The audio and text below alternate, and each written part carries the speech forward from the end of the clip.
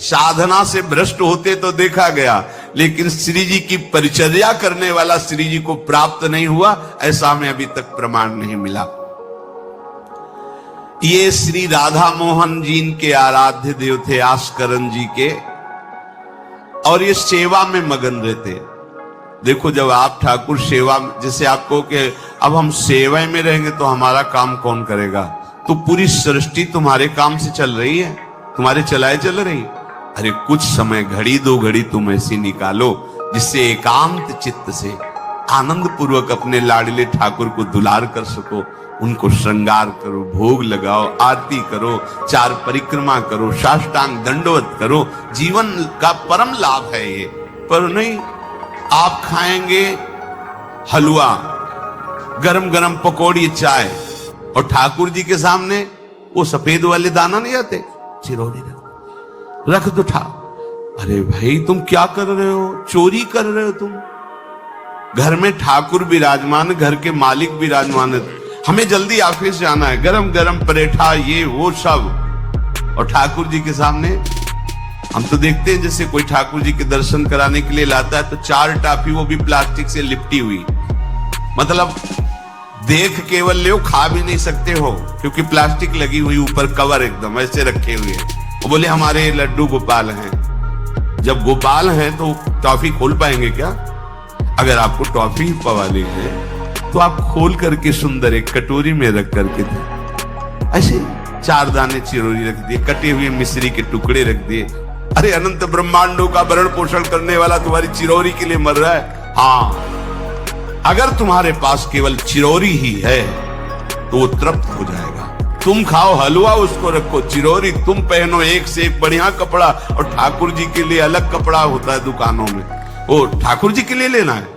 पूजा, सत्यनारायण की पूजा की सामग्री गांव में जो परचून की दुकानें होती हैं कस्बों में, उनमें अलग होती है। बोले सुपारी देना, तो बोले पूजा के लिए, बोले हाँ, वो सड़ी सुपारी का अलग बैंक होता है, वो पूजा के लिए जाएगा। प्रभु के लिए तुम ऐसे चिरौरी रख देते हो।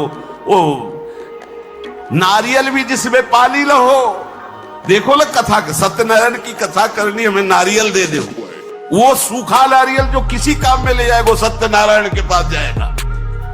वो कपड़ा टून का ना पहन सकते हैं, ना ओढ़ सकते हैं, ना बिछा सकते हैं, ना पोछा लगा सकते हैं, वो ठाकुर जी के लिए बलिहारी है श्रद्धा।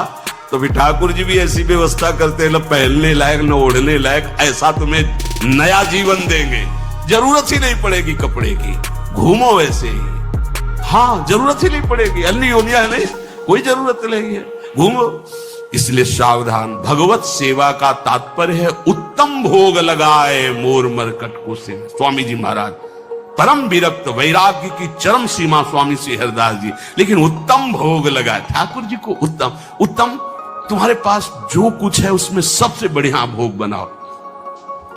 धन्ना जी के पास बाजरा की रोटी भी पूरी नहीं थी कि भरपेट पाले, तो 1 रोटी रोज ठाकुर को रखते थे। आधी ठाकुर जी पाते थे, आधी आप पाते थे। सुदामा जी के पास कौन सा माखन मिश्री था?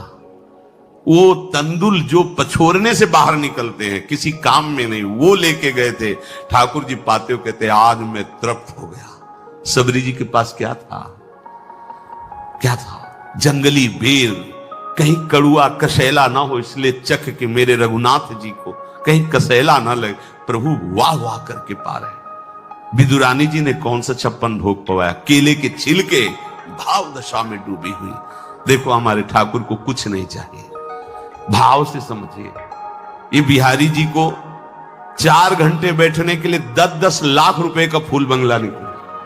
काम थोड़ी चलाया जाता है। अरे हमारे लाडले सरकार है, अगर 4 घंटे बैठ गए 10 लाख खर्चा हो गया तो क्या? अनंत ब्रह्मांडों का सृजन करने वाला ठाकुर हमारे पास नहीं है, तो ठाकुर जी को आपका भाव चाहिए। और आप तो सो बढ़िया पलंग में, और ठाकुर जी को एक छज्जा में विराजमान किए, छज्जा में ऐसे उतर नहीं सकते, मतलब कूदे तो वैसे ऊंचे, अगरबत्ती दिखा दी आप तो नहीं। अपने लाडले ऐसे प्यार करो, ऐसी जगह सिंहासन रखो कि उतर कर अगर आपके वन विहार करना चाहे तो उतर लेना, ऐसा विराजमान करो आराम से। वो एकदम वो सिर्फ दीवार में ऐसी जगह, या तो बाहर वाले कमरे में, अपने कमरे में तो ठाकुर जी रहेंगे ही नहीं। अरे भाई, अगर घर में ठाकुर जी तो उठते बैठते निकलते, उनके दर्शन हो रहे, चोरी क्या?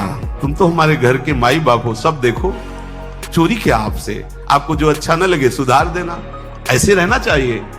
बिल्कुल भगवत प्राप्ति निश्चित है। ये सेवा पद्धति है, बड़े भाव से आप इसको स्वीकार कीजिए। हमारे लाडले बड़े कृपालु हैं। अरे जहर पिला रही है छाती में लगा के तो परम पद दे रहे हो, तुम दूध पिलाओगे तो तुम्हें परम पद नहीं मिलेगा। पूतना जहर लेकर के पिला रही बाल गोविंद को, अभी 6 दिन के ठाकुर हैं, उसे परम पद प्रदान किया, और आप रोज सुंदर सुंदर भोग लगा रहे हो और तुम्हें भगवत प्राप्ति नहीं होगी। ठाकुर जी की आरती उतार रहे हो, बलिहारी जा रहे हो, उनके सामने कीर्तन कर रहे हो, नृत्य कर, विश्वास तो करो ना, तुम्हें भगवत प्राप्ति हो जाएगी। आस्करण जी ने एक चौकीदार पूजा गृह के बाहर बैठाल दिया और कहा कोई भी भीतर आने ना पावे, क्योंकि एक बार भी सेवा में विक्षेप मुझे बर्दाश्त नहीं। तो ठीक 10 घड़ी का इन्होंने भी नियम, जो नियम लो उसका निर्वाह करो। 4 घंटे। दिल्ली का बादशाह किसी कारण से उधर आया हुआ था। उसने कहा मुझे आस्करण जी से तुरंत मिलाया जाए। पहले तो राजा लोग होते थे और बादशाह, अब जैसे मुख्यमंत्री और प्रधानमंत्री, राष्ट्रपति। तो जो मुख्यमंत्री हैं ये राजा हैं प्रदेश के, और वो संपूर्ण राज्यों का बादशाह उसे कहा जाता था।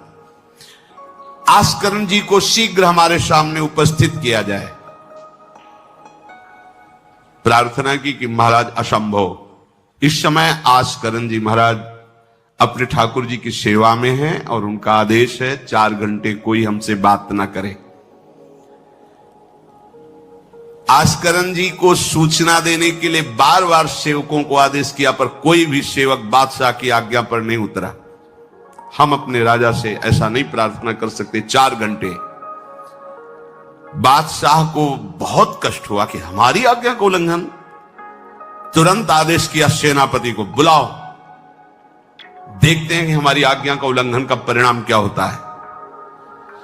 सेनापति तुरंत उपस्थित हुआ।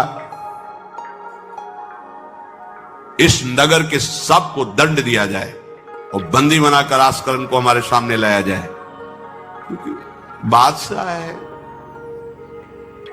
अब अहम तो विराजमान है ही है, कोई परमहंस थोड़ी है कि अहंकार लीन हो गया है। बताया गया कि ठाकुर सेवा में, भगवत आराधना में 4 घंटे उनके पास कोई सूचना नहीं पहुंचाएगा। बादशाह की आज्ञा का उल्लंघन करने के कारण सब सैनिक जितने थे दब रहे थे। महाराज की तो आज्ञा है कि सूचना न दो, पर यहां तो सब गड़बड़ हो रहा है। बादशाह ही नाराज हो गया। बड़ी घबराहट पूरे नगर में फैल गई और पूरे सैनिकों में फैल गई। ये नरवरगढ़ ग्वालियर से दक्षिण में है। आस्करण जी ना शिकार खेलते थे, ना किसी को दंड देते थे, बस केवल भगवत सेवा, नाम जप, नाम कीर्तन, पूरे नगर को सब सुविधा, सबके घर में ठाकुर सेवा, सबके यहां नाम कीर्तन सुनाई देना चाहिए। जिसको जो जरूरत हो राज दरबार से ले जाए। किसी को लग सकता है अगर ऐसे बढ़ता रहेगा तो राज खजाना खत्म हो जाएगा। नहीं, अज्ञान से तुम सोचते हो। एक बार पूज्य पादुड़िया बाबा के यहां 500 लोगों का भोजन बना। अब वहां उत्सव में 5000 से भी अधिक लोग आ गए, तो जो सेवक जन थे, भंडारी थे, भाग के आए, बाबा अब तो बहुत ही हानि हो जाएगी, क्योंकि सब लोग आ गए, 5000 के लगभग लोग हैं और 500 का ही भोजन बना है। बाबा जी ने कहा घबराने की जरूरत नहीं। गए, अपना ऊपर का चला ऐसे डाल दिया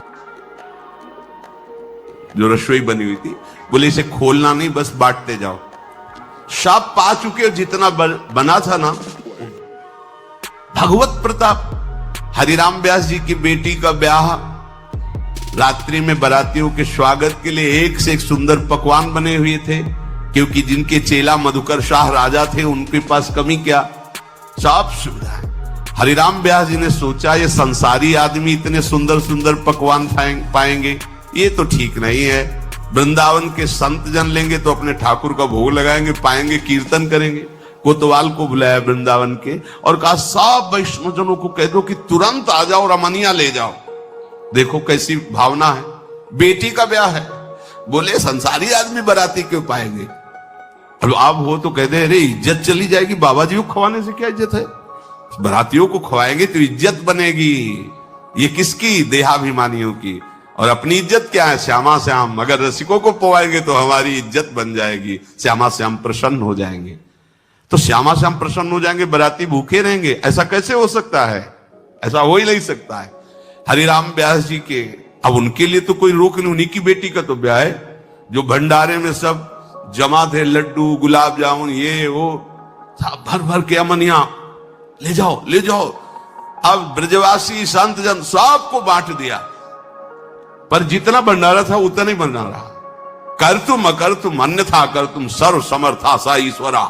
तुम प्रभु के लिए समर्पित हो तो तुम्हारे यहां हानि कैसे हो सकती है कि हम भाई ठाकुर सेवा में समय देंगे तो हमारा काम बिगड़ जाएगा, ठाकुर जी के भोग राग की बात करेंगे तो पैसे